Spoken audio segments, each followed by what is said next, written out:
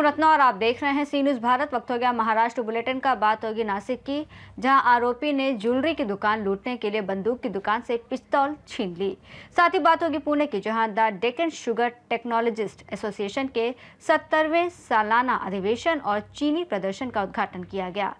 साथ ही बात होगी सांगली की, जहां भारी बारिश के कारण किसानों को आर्थिक नुकसान पहुंचा है। अहेरी तालुका के अंतर्गत आने वाले अंकीसा ग्राम में शमशान भूमि की जगह उपलब्ध कराने की मांग को लेकर विश्व हिंदू परिषद एवं बजरंग दल ने जिला प्रशासन को निवेदन सौंपा है। बजरंग दल अहेरी जिला द्वारा जारी पत्र में कहा गया है कि अंकीसा ग्राम में अंतिम संस्कार करने हेतु शमशान भूमि की कोई व्यवस्थित जगह उपलब्ध नहीं है। गाँव के लोग अपने प्रियजनों का दाह संस्कार करने में कठिनाई का सामना कर रहे हैं। पत्र में ये भी उल्लेख किया गया है कि शमशान भूमि तक जाने के लिए रास्ता ठीक नहीं है और पानी की व्यवस्था भी नहीं है। पत्र के माध्यम से ये भी कहा गया कि यदि इस विषय पर शीघ्र कार्यवाही नहीं हुई तो ग्रामवासियों के साथ मिलकर आंदोलन किया जाएगा। ये निवेदन जिलाधिकारी गढ़चिरौली एवं तहसीलदार सिरौंचा को भेजा गया है। इस दौरान मुरलीधर रच्चावार, नागेश जी अरिगेला, रमेश जी गोसकोंडा, महेश जी गंजीवार आदि लोग उपस्थित रहे। गढ़चिरौली से सी न्यूज़ संवाददाता चंद्रशेखर पुलगम की रिपोर्ट। मुंब्रा पुलिस स्टेशन के वरिष्ठ पुलिस निरीक्षक अनिल शिंदे ने आज एक पत्रकार परिषद आयोजित कर चेन स्नैचिंग की हालिया वारदात का खुलासा किया। उन्होंने बताया कि सफलता पूरी मुंब्रा पुलिस टीम की संयुक्त मेहनत और सीसीटीवी फुटेज की मदद से मिली है। आरोपी का आपराधिक बैकग्राउंड रहा है और उसने चोरी की वारदात एक व्यस्त इलाके में अंजाम दी थी। अनिल शिंदे ने बताया कि आरोपी को पहचानने और पकड़ने में तकनीकी साक्ष्य और सतर्क निगरानी की अहम भूमिका रही। इस क्षेत्र में अपराध नियंत्रण को लेकर पुलिस की तत्परता एक बार फिर साबित हुई है। आज अपने पत्रकार परिषद बुलाई, क्या विषय, क्या जानकारी देंगे? 18/9/2025 को सवेरे 6:45 के करीब एक टीचर थी जो ज्ञानदीप स्कूल में सर्विस को है, उनका नाम वैशाली भोईर है। वो कल्याण खड़कीपाड़ा वहाँ से अप डाउन करती है। वो ट्रेन से आई थी, सवेरे 6:45 बजे का टाइम है। संगीता अपार्टमेंट जो है मुंब्रा की, वहाँ से वो गली से अंदर से स्कूल की ओर जा रहे थे तो एक जो चोर था उसने पीछे से आके धक्का मार के उनके गले में से मंगलसूत्र और चेन, सोने का ऐसे 3.5 तोले का सोने का चेन और मंगलसूत्र चुरा के भाग गया था। हमारी जो डीबी की टीम है, विनायक माने साहब और उनके सब सहकारी और वैसे भी तेजस सावंत साहब और उनकी भी टीम, ये दोनों टीम ने बहुत मेहनत ली। जितने यानी स्पॉट से लेकर रेलवे स्टेशन तक के जितने सीसीटीवी उतने चेक किए। उनको जो युवक जो है जिसने वो चुराया था उसका फोटो मिला, उसको वीडियो मिला।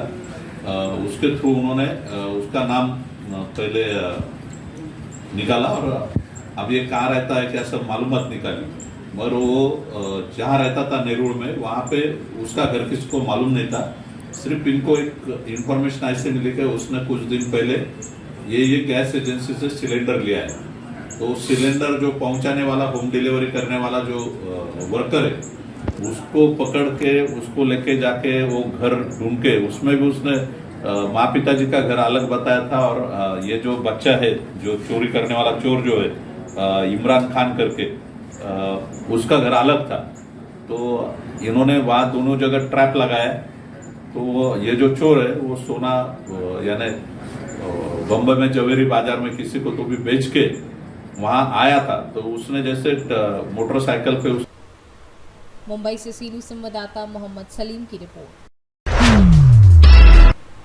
राष्ट्रीय दूबी महासंघ की ओर से जिला कलेक्टर को एक ज्ञापन देकर मांग की गई कि डॉक्टर दशरथ भांडे समिति की रिपोर्ट को मंजूरी दी जाए और doctor Baba Saheb Ambedkar research centre बाटी पूना की रिपोर्ट को रद्द किया जाए। इस अवसर पर समुदाय की ओर से नांदेड़ जिला कलेक्टर को एक ज्ञापन सौंपा गया। साथ ही चेतावनी दी गई कि मांग पूरी नहीं हुई तो 10 नवंबर को मुंबई के आज़ाद मैदान में आमरण अनशन होगा। इस दौरान वामन राव, सूर्यजन, संतोष मुदले, कोडिम्बा, मंजारा मकर, पिंटू मारवाड़ी और अन्य सभी पदाधिकारी उपस्थित थे। सर्वांना जय गोपाला। मी संतोष आंवडेकर, नॅशनल दूबी महासंघ नांदेड जिल्हाध्यक्ष। आज आम्ही कलेक्टर साहेबांना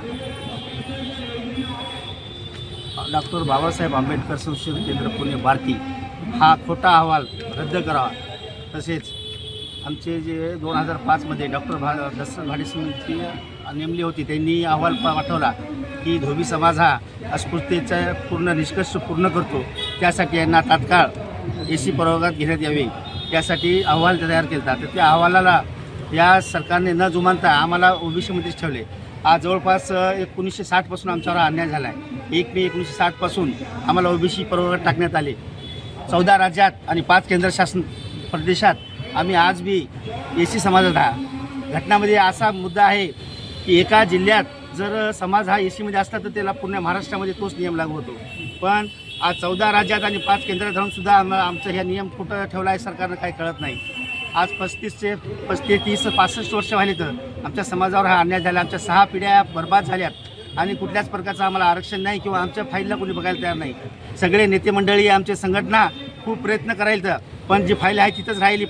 असं आज आपण नांदेड जिल्हाधिकारी निवेदन दिले, काय विषय? मी नारायणराव शिंदे, परीट धोबी समाज, नांदेड जिल्ह्यातील तमाम आमचे परीट धोबी समाजाच्या लोकांनी जे आमचा परीट धोबी समाज 1960 पूर्वी राज्यामध्ये आपल्या एसी प्रवर्गामध्ये होता आणि त्यानंतर शासनानं त्यांना अधिकार नसताना आमच्या समाजाला जाणीवपूर्वक कुठली बी सूचना न घेता किंवा कुठला बी आधार न घेता त्यांनी आमच्या समाजाला ओबीसी प्रवर्गामध्ये टाकलं. आणि महाराष्ट्र राज्यामध्ये आपल्या बुलढाणा आणि भंडारा जिल्ह्यामध्ये आजही एसी समाज आमचा समाज आहे, आमचा एसी मध्ये आहे. परंतु भारतातल्या सर्व राज्यापैकी 18 राज्यामध्ये भारतात आमचा समाज अनुसूचित जातीमध्ये येते आणि आमच्या बाकीच्या राज्यामध्ये ओबीसीत आहे. हे आमच्यावर अन्याय झालेला आहे कुठंतरी आणि ते अन्याय दूर करावा आणि राज्य शासनाने केंद्र सरकारची कुठलीच परवानगी न घेता किंवा सूचना न येता त्यांनी आमच्या समाजाला जाणीवपूर्वक ओबीसी मध्ये ढकललं गेलं. आम्ही पूर्वी एसी मध्ये होतो, अनुसूचित जातीमध्ये होतो आणि आता इथून पुढे पण आम्हाला अनुसूचित जातीमध्ये शासनानं आमची जात समाविष्ट करून परीट धोबी समाजाला समाविष्ट करून आम्हाला न्याय मिळवून द्यावा अशी आमची मागणी आहे. दशरथ भाडे समिती, नांदेड़ से सी न्यूज संवाददाता दिगंबर तेलंगे की रिपोर्ट। नासिक पुणे राजमार्ग पर आरोपी ने ज्वेलरी की दुकान लूटने के लिए बंदूक की दुकान से पिस्तौल छीन ली। सीसीटीवी कैमरे के आधार पर शहर की अपराध शाखा यूनिट 2 ने लुटेरों को गिरफ्तार कर उसके कब्जे से रिवॉल्वर, लैपटॉप और मोबाइल समेत लगभग 1,01,920 रुपए का कीमती सामान जब्त किया। संदिग्ध को कीमती सामान के साथ उपनगर पुलिस को सौंप दिया गया। गिरफ्तार त्र्यंबकेश्वर तहसील के अंजनेरी निवासी अंकुश गोविंद पारधी हैं। इस संबंध में श्रीरामपुर निवासी गुरमीत सिंह वाधवा ने शिकायत दर्ज कराई है। इस संबंध में उपनगर पुलिस थाने में चोरी का मामला दर्ज किया गया है। ये कार्यवाही पुलिस उप निरीक्षक प्रेमचंद्र गांगुडे और अमलदार संजय पोटिंदे को मिली सूचना के आधार पर की गई है। इस बारे में सहायक पुलिस निरीक्षक समाधान हिरे ने जानकारी दी। इस कार्यवाही में प्रभारी हेमंत तोड़कर, सहायक पुलिस निरीक्षक डॉक्टर समाधान हिरे, पुलिस उप निरीक्षक प्रेमचंद गांगुडे आदि ने अहम भूमिका निभाई है। बोल सर। प्रकार असा होता की नाशिक शहरातल्या उपनगर पोलीस स्टेशन हद्दीत एक बंदूक घर आहे, सिंग बंदूक घर म्हणून फेम टॉकीजच्या समोर. तिथं एक इसम बंदूक घेण्याच्या उद्देशाने गेला. त्याने बंदूक तिथून बघता बघता हिसकून घेऊन पळून गेला होता. त्या ठिकाणी त्याने एक आधार कार्ड दिलेलं होतं. त्या आधार कार्ड दिलेलं आणि बंदूक चोरी याच्यावर उपनगर पोलीस ठाण्याकडे गुन्हा रजिस्टर दाखल, त्या इसमाविरुद्ध गुन्हा दाखल झालेला होता. तो गुन्हा दाखल झाल्यानंतर माननीय पोलीस आयुक्त नाशिक शहर श्री संदीप कर्णिक सर, माननीय पोलीस उपायुक्त गुन्हे श्री किरण कुमार चव्हाण सर व माननीय सहाय्यक पोलीस आयुक्त गुन्हे श्री संदीप पिटके सर यांच्या मार्गदर्शनाखाली आमचे गुन्हे शाखा युनिट 2चे प्रभारी अधिकारी श्री हेमंत तोडकर यांनी आम्हाला आदेशित आणि मार्गदर्शन केलं होतं की या गुन्ह्यामध्ये आपल्याला छडा लावायचा आहे या गुन्ह्याचा आणि आरोपी शोधायचा आहे. त्या दृष्टिकोनातून मी स्वतः API समाधान हिरे, माझ्यासोबत GPSI गांगुर्डे, ASI गांगुर्डे, हवालदार पोटिंदे, नितीन फुलमाळी, पोटिंदे आणि महाजन अशांची टीम करून आम्ही सदर इसमाचा शोध घेत असताना शोध कसा घ्यायचा तर ते CCTV फुटेज या आधारातून CCTV फुटेजच्या आधारातून आम्ही त्याचा माग काढला तर प्रॉपर डायरेक्शन आम्हाला मिळत गेली आणि CCTV फुटेजवरनं शोधता आमच्याकडील पोलीस हवालदार, पोलीस शिपाई पोटिंदे आणि GPSI गांगुर्डे यांना माहिती मिळाली की असं ज्या ठिकाणी ती चोरी झालेली आहे तर चोरी करणारा इसम त्याचं नाव वगैरे आम्हाला कळालं, त्याप्रमाणे आम्ही प्लॅनिंग केला आणि उपनगर हद्दीतच त्याला प्लॅनिंग करून आम्ही ताब्यात घेतलं. नासिक से सी न्यूज संवाददाता प्रकाश खैरे की रिपोर्ट। कृषि मंत्री दत्तात्रेय भरने के हाथों the Deccan sugar technologist association के 70वें सालाना अधिवेशन और चीनी प्रदर्शनी का उद्घाटन संपन्न हुआ। इस दौरान सहकार मंत्री बाबा साहेब पाटिल, विधायक Abhijeet Patil, the Deccan sugar technologist association के अध्यक्ष S Bhatt, the West Indian sugar mills association के अध्यक्ष बी ठोमरे आदि उपस्थित रहे।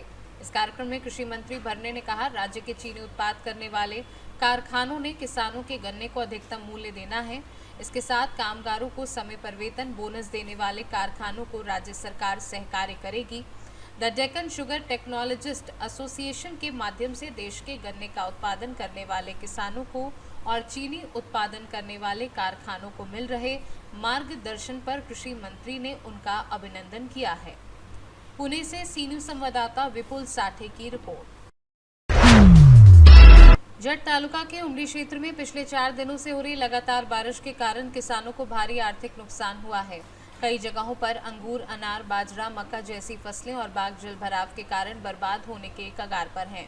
इस गंभीर स्थिति को देखते हुए जाट तालुका के विधायक गोपीचंद पडलकर ने आज किसानों के बांध पर जाकर जाट तालुका के बोरगी खुर्द, बोरगी, बिलडुंगी, हली आदि गांव के प्रभावित किसानों के खेतों का निरीक्षण किया। विधायक गोपीचंद पडलकर ने किसानों से सीधा संवाद किया और उनकी समस्याओं को जाना। भारी बारिश से हुए नुकसान को देखते हुए उन्होंने किसानों को ढांढस बंधाया और उन्हें भरोसा दिलाया कि इस मुश्किल घड़ी में उन्हें न्याय दिलाने की पूरी कोशिश करेंगे। विधायक गोपीचंद पडलकर ने कहा कि इस साल बारिश बहुत ज़्यादा हुई है। किसानों ने दिन रात मेहनत करके जो फसलें उगाई वे उनकी जीवन रेखा है। ऐसे संकट में सरकार को तुरंत पहल करके प्रभावित किसानों को राहत पहुँचानी चाहिए। उन्होंने प्रशासन को पंचनामा करने और मुआवजा सीधे किसानों के खातों में जमा करने की सलाह दी है। सांगली से सीनू संवाददाता विनोद राठौड़ की रिपोर्ट। उमदी, बालगांव, सुसलाद समेत जत क्षेत्र में बारिश से कई फसलों को नुकसान पहुंचा है और मकान क्षतिग्रस्त हो गए हैं। क्षतिग्रस्त खेतों और मकानों का पंचनामा आज संघ की अपर तहसीलदार रोहिणी शंकरदास की मौजूदगी में किया गया। इस अवसर पर संघ अपर तहसीलदार रोहिणी शंकरदास, बालगांव के तलाटी उदय गुरव, लता केंगर, ग्राम सेविका, सरपंच रविंद्र मेडीदार की उपस्थिति में पंचनामा किया गया। मीडिया से बात करते हुए अपर तहसीलदार रोहिणी शंकरदास ने कहा कि संबंधित गांव की ग्राम सेविका और तलाठी को उन किसानों का पंचनामा करने का आदेश दिया गया है जिनकी फसलें बर्बाद हुई हैं या जिनके घर ढह गए हैं। इस अवसर पर दलित महासंघ के जिला उपाध्यक्ष संजय केंगर और किसान मालकारी पाटिल प्रवीण पाटिल भी मौजूद रहे। नमस्कार, मी श्रीमती रोहिणी शंकरदास, अपर तहसीलदार संघ कार्यक्षेत्रामध्ये उमदी महसूल मंडळ तसेच माडगाव महसूल मंडळ, तिकोंडी येथे परतीच्या पावसामुळे शेतकऱ्यांचं पीक नुकसान असेल किंवा घर पडझड असेल तर त्या नुकसानीचे पंचनामे करण्याचे तात्काळ पंचनामे करण्याचे आदेश मी आता इथे जे काही ग्रामसेवक असतील त्या भागातले, कृषी सहाय्यक असतील आणि तलाठी आणि मंडळाधिकारी या सर्वांना आदेश दिलेले आहेत। आणि आमचे सगळी टीम नैसर्गिक आपत्तीच्या काळात नुकसान झालेल्या ठिकाणी भागात दौरा करून त्याचे पीक नुकसान असेल किंवा घर पडझडीचे पंचनामे तात्काळ सर्व टीम करत आहे।